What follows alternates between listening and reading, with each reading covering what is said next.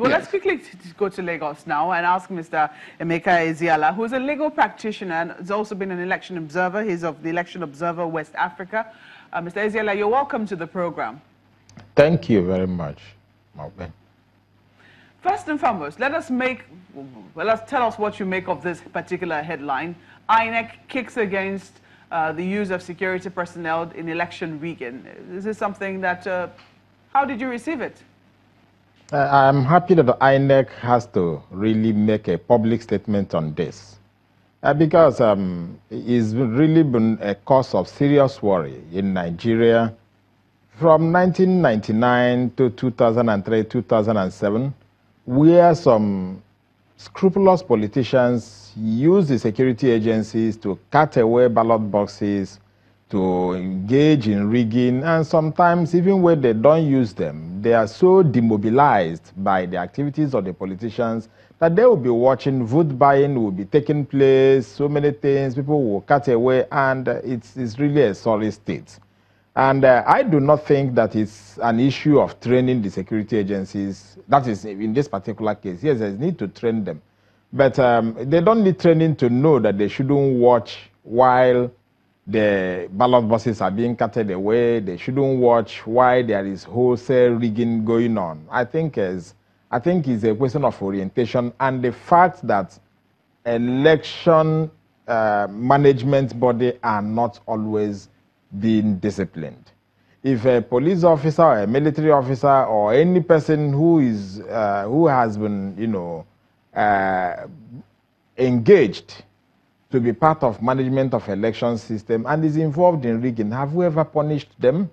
I understand that the other time in Rivers State that INEC also sent names of officers that were involved in election violence and in election rigging until date.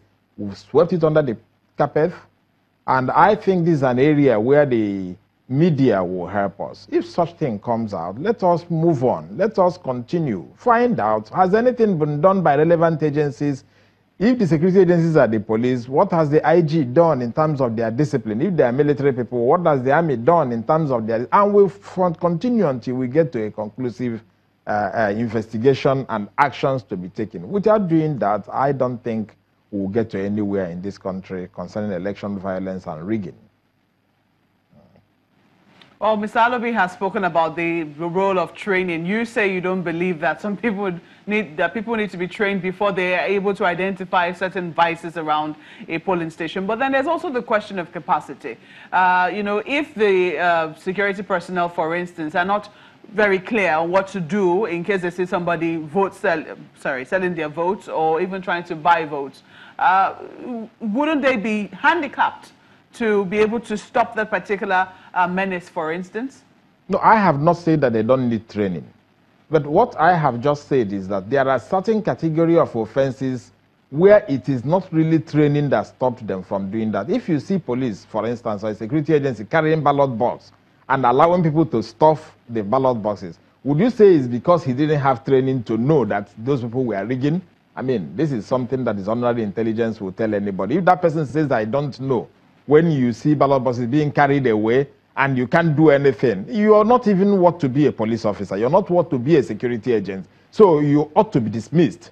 Now, but what my friend said is that there is need to have training. And that training is in the area where there are some complex matters. For instance, training involves the police officer or the security agent to know that, number one, the presiding officer is the chief security officer and the person who directs everybody to do a particular thing. So in the event of maybe somebody coming to vote, if the presiding officer says you cannot vote, he can now issue instructions to the police officer or to the security person, please arrest this person. Yes, they need training so as to maintain order, so that they will understand levels of authority or what constitutes some minor electoral offenses. There is need for training. No, nobody will say there is no need for training for all categories of election management group or for all categories of participants in the election, including the voters. Everybody needs training. And I think it's something we should also look at. But what I said is the type of violence, the type of rigging that is being like, and what INEC is saying that they are doing, you don't need training for them not to do that.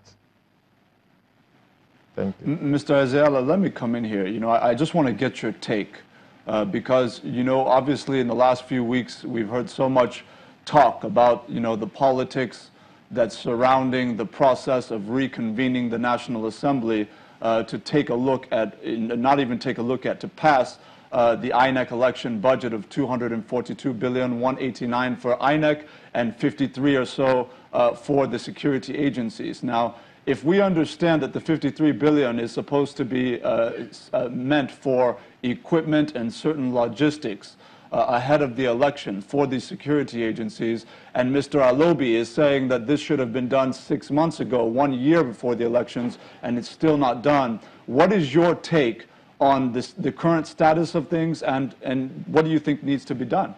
Yes, I agree with him that this ought to have been done 1 year ago. And it's not just in purchasing equipment.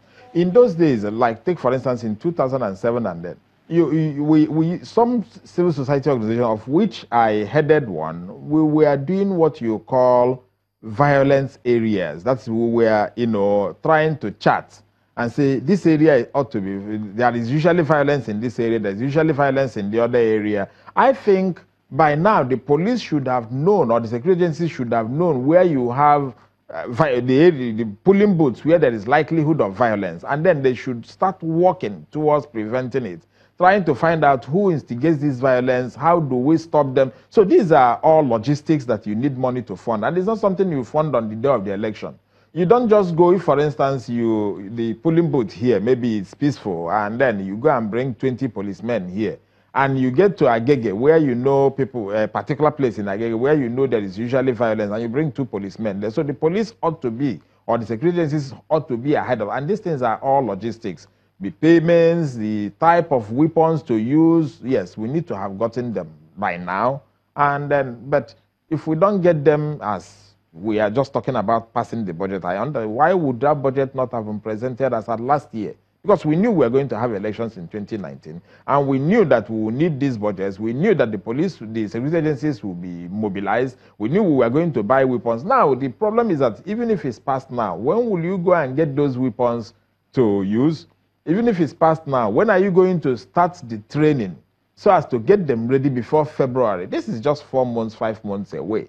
It's a very sorry system. It's a system that is usually unplanned, and you will start asking the budget office what is happening, or you start asking again, why did INEC and the security agencies not foresee this last year so as to present this budget to the president, or to the executive for them to consider and send to the National Assembly? It's a very unfortunate thing. We portray ourselves as people who are not serious. We portray ourselves as people who don't understand, who can't even plan. Just this is talking about planning for 1 year. Not planning for 5 years. A serious country should plan for 5 years.